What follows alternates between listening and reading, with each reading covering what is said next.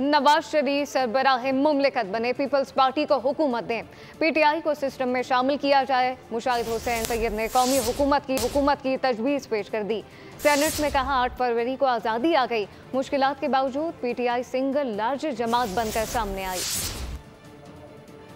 फरवरी को जो बड़ी तारीखी इंतखाबात थे, क्योंकि कंट्रोवर्शियल भी हुए, लेकिन 8 फरवरी को वोटिंग वाले दिन, बैलेट के दिन लोगों को आज़ादी से अपने ट्रांसपेरेंट तरीके से वोट देने का मौका मिला। मुश्किलात के बावजूद इनकी party single largest party emerge की है, इसमें कोई डाउट नहीं। हमने TTP से तो बात कर ली जाके काबुल में, दहशतगर्द जिन्होंने हमने बंदे मारे थे, BLA को हम कहते हैं जनरल एमनेस्टी दे दो। तो हमारे जो सियासी लोग हैं, सियासी कारकुन है, सियासी कायदीन है, उनको जनरल एमनेस्टी देनी चाहिए। The way forward is very clear.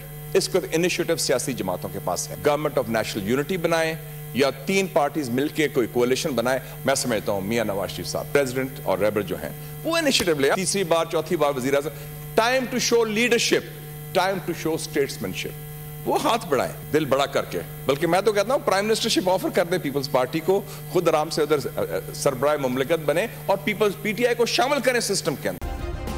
Subscribe करें और बेल दबाएं ताकि कोई खबर रह न जाए।